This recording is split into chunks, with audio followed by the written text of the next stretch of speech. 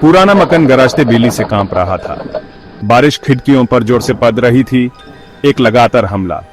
अंदर दो दोस्त एलेक्स और बेन अपने कंबल के नीचे सिमटे हुए थे। डर उनके हौसले को चट रहा था। तूफान ने घंटों पहले बिजली उड़ा दी थी। उनके डॉर्म रूम को एक अजीब अंधेरे में डुबा दिया था। एक अजीब धीमी फुसाफट दीवारों से रिस रही थी। पहले तो सुनाई भी मुश्किल से दे रही थी। Did you here that? Alex ने फुसाफात में कहा। उसकी आवाज कांप रही थी। बेन ने सुनने की कोशिश की। फुसाफत फिर आई, एक सन्नते भारी गुंजन जिसे उसकी रीढ़ की हड्डी में ठंडक दौड़ गई।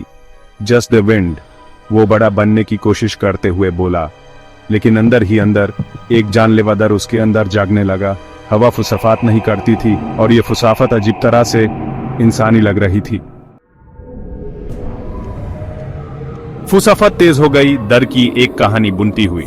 वो एक त्रासदी के बारे में बोल रही थी, एक कहानी जो खून और धोखे में डूबी हुई थी।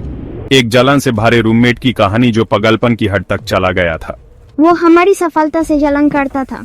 उसने बदला लेने की कसम खाई और उसने ले लिया।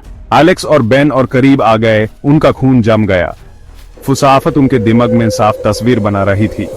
वो लगभग संघर्ष देख सकते थे, डर के चीख सुन सकते थे।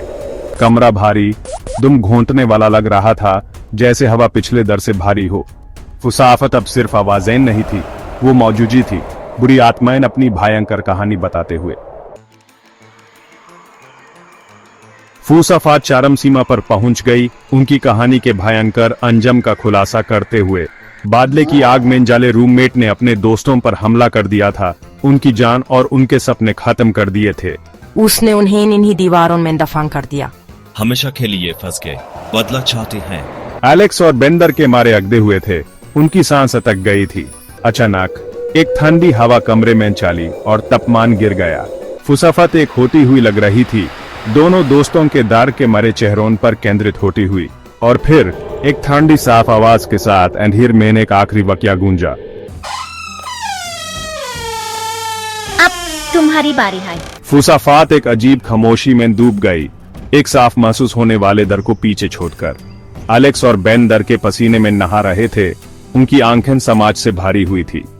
वो कमरे में अकेले नहीं थे। बीते हुए समय की बादले की आत्माएं यहाँ थी। उनका गुस्सा और दर्द साफ महसूस हो रहा था और वो नए शिकार ढूंढ रहे थे।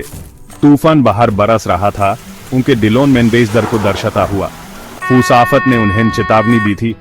अब बादले की आत्माओं के साथ तूफान में फेस एलेक्स और बेन जानते थे कि बचने की उनकी लड़ाई अभी शुरू हुई है।